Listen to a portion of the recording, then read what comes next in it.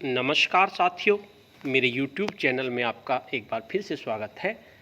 साथियों, शिक्षक डायरी जो आपकी सत्र 2020 और 2021 में लागू होगी, उसका प्रारूप आ चुका है।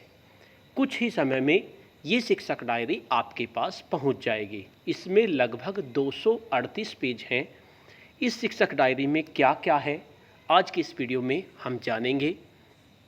तो वीडियो को बहुत ध्यान से देखते रहिए, वीडियो को स्किप मत कीजिए। अगर आपने स्किप कर दी तो आपको समझ में नहीं आएगा। इससे पहले मैं आपको बता दूं कि मैं बेसिक शिक्षा विभाग से संबंधित वीडियो बनाता हूं। इसके साथ साथ कुछ ऑनलाइन प्रोसेसेस से संबंधित वीडियो बनाता हूं और मैं कोशिश कर रहा हूं कि मैं आपको टैक्स के बारे में भी डिटेल्स में बता दूं कि किस तरह से हम टैक्स अपना रिटर्न कर सकते हैं। इस तरह की वीडियो भी मैं बनाता हूं। इन सभी वीडियो को मैं एक प्लेटफार्म पर डाल देता हूं। अगर आप चाहते हैं कि आपको सभी वीडियो एक ही प्लेटफार्म पर मिल जाएं, तो उसके लिए मैंने एक व्हाट्सएप ग्रुप बनाया हुआ है, इन्फॉर्मेटिव वीडियो ग्रुप्स। अगर आप चाहें तो उस इन्फॉर्मेटिव वीडियो ग्रुप से जुड़ सकते हैं। आपको सभी वीडियो एक ही प्लेटफार्म पर मिल जाएंगी।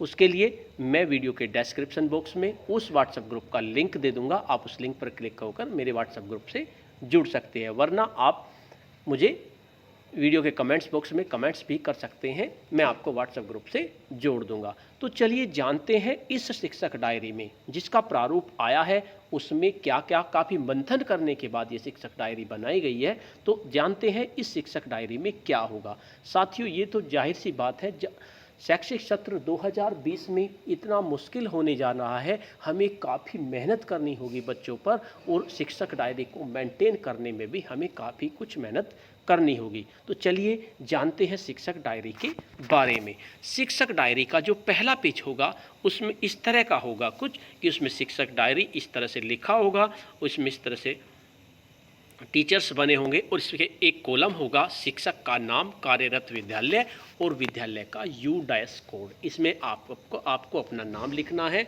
अपने विद्यालय का नाम लिखना है और विद्यालय का U- कोड लिखना है। तो ये शिक्षक डायरी का हमारा पहला पेज होगा। अब बात आती है दूसरे पेज की। दूसरे पेज पर अध्यापक का संक्षिप्त परिचय होगा, अध्यापक का फोटो होगा, इसमें शिक्षक का नाम होगा, मानव संपदा का AHRMS कोड जो होगा वो लिखा जाएगा, स्थायी पता और स्थानीय पता होंगे, दूरभाष मोबाइल नंबर, ईमेल एड्रेस, उच्चतम शिक्षा का विवरण होगा, व्यावसायिक शिक्षा का विवरण होगा और कुल कार्य अनुभव यानी कितने दिन हमें नौकरी के लिए हो गए, और वर्तमान विद्यालय में पदस्थापन की स्थिति, विद्यालय का नाम, विद्यालय का पता, ब्लड ग्रुप, रुचि, आकस्मिक स्थिति में संपर्क हेतु कोई दूसरा मोबाइल नंबर, ये सब डिटेल इसके पेज नंबर 2 पर होंगी। उसके बाद नेक्स्ट आता है, उसके बाद एक शिक्षकों से अपील का पेज होगा जिसमें शिक्षकों को बताया गया है तीनों शिक्षक हस्तपुस्तिकाओं के बारे में, शिक्षण संग्रह, आधारशिला, ध्यानाकर्षण। इसमें बताया गया आप प्रतिदिन बच्चों के साथ कार्य करते हैं और सुव्यवस्थित ढंग से दर्ज करने और आगे के कार्य को नियोजित करने के लिए शिक्षक डायरी अत्यंत महत्वपूर्ण है।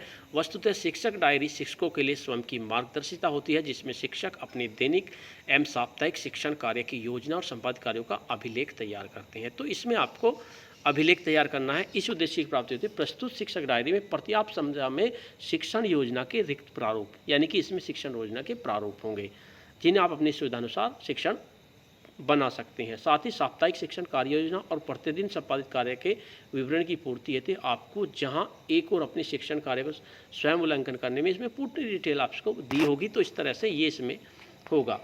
नेक्स्ट आते हैं, नेक्स्ट पेज पे होंगी प्रेरणा तालिका, जिसमें आपको प्रेरणा तालिका, हर क्लास की प्रेरणा तालिका, जिस क्लास को आप पढ़ाते हैं उसकी प्रेरणा तालिका होगी, जिसमें विषय होंगे जैसे प्रेरणा तालिका में मौखिक शब्दावली और इसकी दक्षताएं, और इसके साथ साथ प्रेरणा तालिका में आपको यहाँ पर स्टूडेंट्स के, आपकी क्लास में कितने स्टूडेंट हैं उनके नाम लिखने हैं, और उनके नाम लिखने पर ये कॉलम खाली रहेंगे। जैसे जैसे बच्चा दक्षताएं प्राप्त करता जाएगा इन पे टिक लगता चला जाएगा। तो ये पेज आपका बहुत महत्वपूर्ण होगा। इसमें विषय होंगे, जैसे हिंदी में कितने विषय हैं, उपविषय, ये उपविषय हैं, और उनके सामने दक्षताएं हैं जिनको हमें प्राप्त करना है।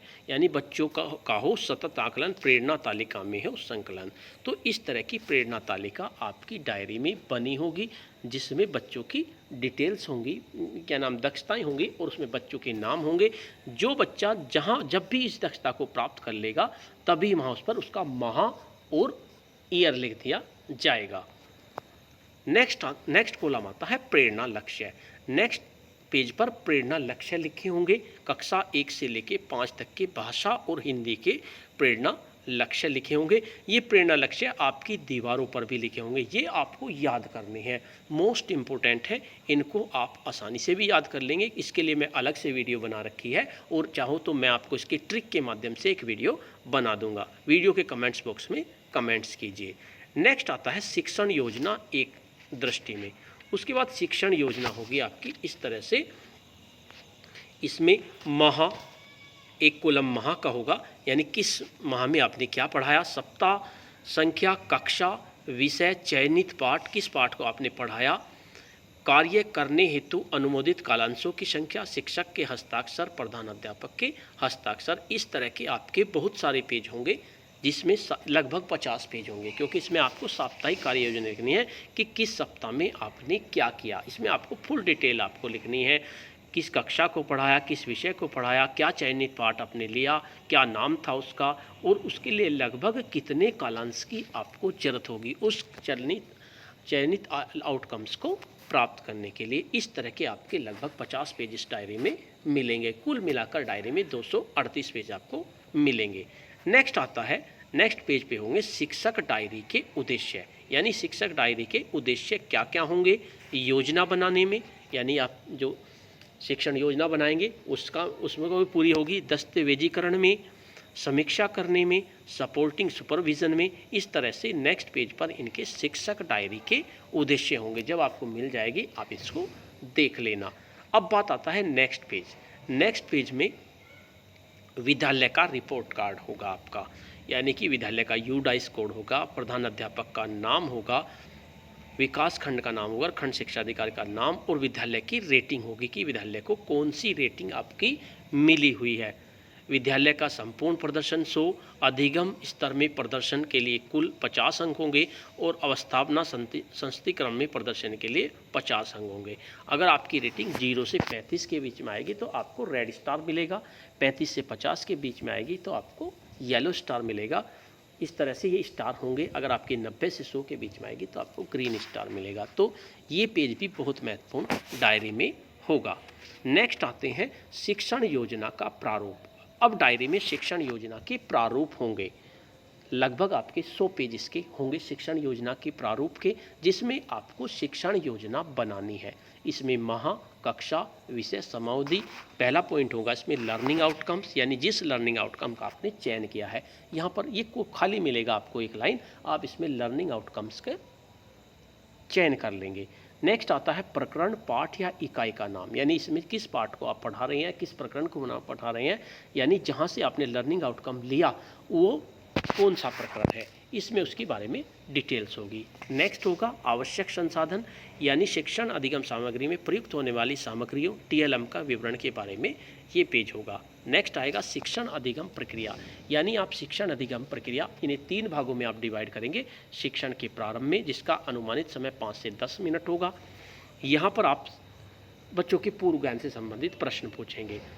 यहाँ पर शिक्षक छात्रों के पूर्व ज्ञान को आधार पर चर्निंग उसकी रोचक प्रस्तावना प्रस्तुत करेंगे जिस लर्निंग आउटकम्स आपने का चयन किया है। नेक्स्ट आता है शिक्षण के दौरान, ये इसका लगभग 20 से 30 मिनट होगा। यहाँ पर आप वे गतिविधि, प्रयोग और प्रसंग करेंगे जिन पर बच्चों के साथ हमें कार्य करना है। इसके लिए मैं शिक्षण योजना के लिए भी अलग से वीडियो मैंने बना रखी है, और आप चाहें तो मैं और भी वीडियो बना दूंगा, आप इसको देख लीजिए। इस चरण में 20 से 25 मिनट का समय लगेगा और इसमें आपको समस्त गतिविधियाँ करानी है। नेक्स्ट आता है तीसरा चरण शिक्षक की समाप्ति पर। तो इसमें जो 30 मिनट का समय है ये भी डिवाइड किया हुआ है 20 मिनट का। 5 मिनट शिक्षक द्वारा आदर्श पाठ का आदर्श वाचन करना, अगर मान लीजिए हिंदी की एक आपको शिक्षण योजना बनानी है तो आदर्श वाचन के लिए 5 मिनट है और बच्चों द्वारा पाठ का वाचन करने के लिए 5 मिनट है, और फिर शिक्षक जब उसकी पाठ की व्याख्या करेगी और गतिविधि करेगा उसके लिए 15 मिनट है।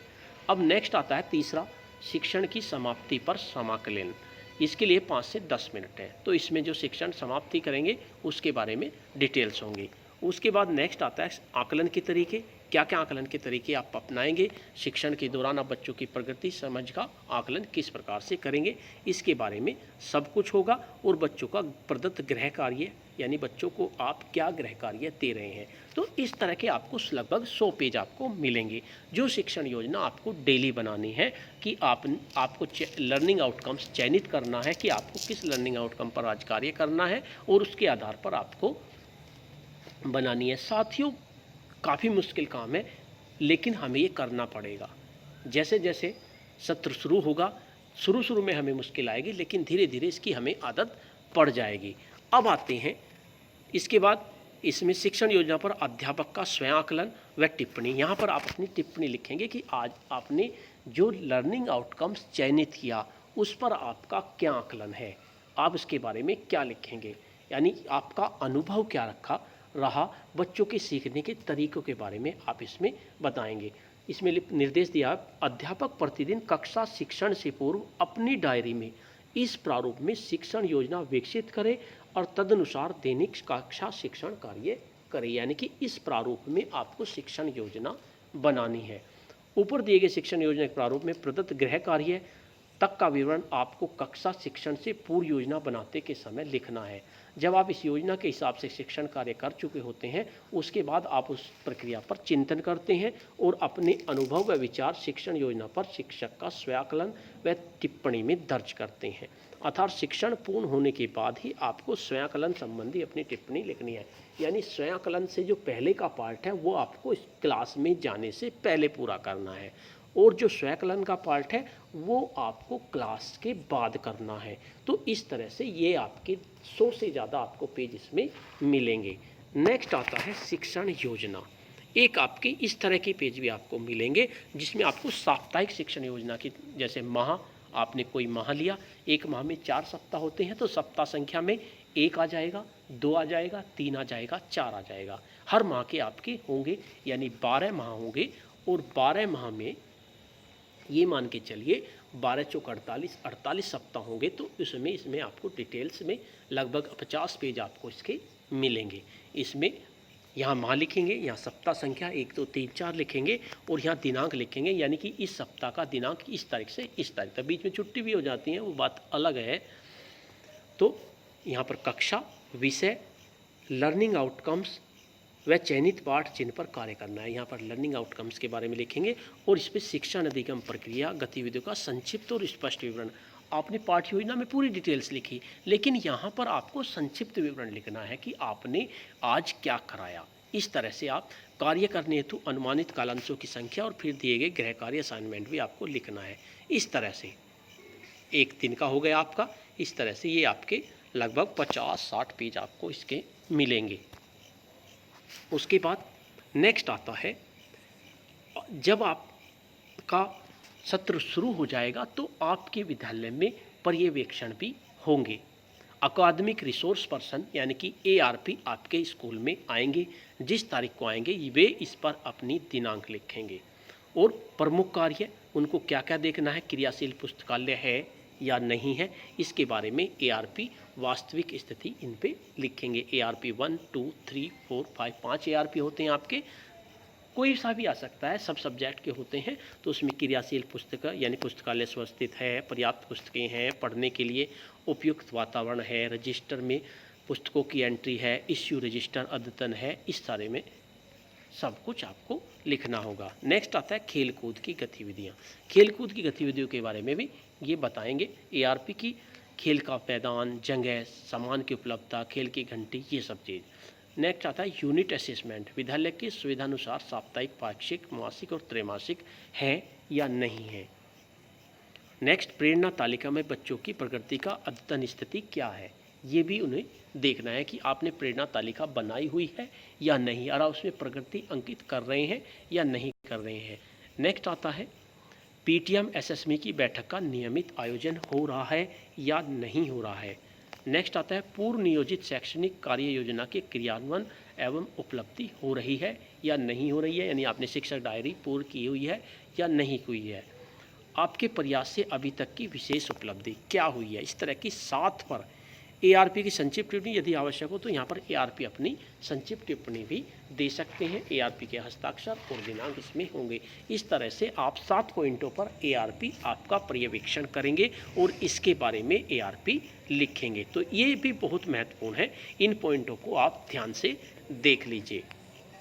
नेक्स्ट आता है, इसी शिक्षक डायरी में लिखा है क्या करें क्या ना करें, यानी शिक्षक को क्या करना है और क्या नहीं करना है, यानी कि इसमें सब डिटेल्स में दी हुई है। इसके लिए मैं अलग से वीडियो बना दूंगा क्योंकि वीडियो काफ़ी बड़ी हो जाएगी, तो इसमें आप इसे पढ़ लीजिए और या मैं आपको अलग से वीडियो दे दूंगा तो आप ये शिक्षण को क्या करना है और क्या नहीं करना है।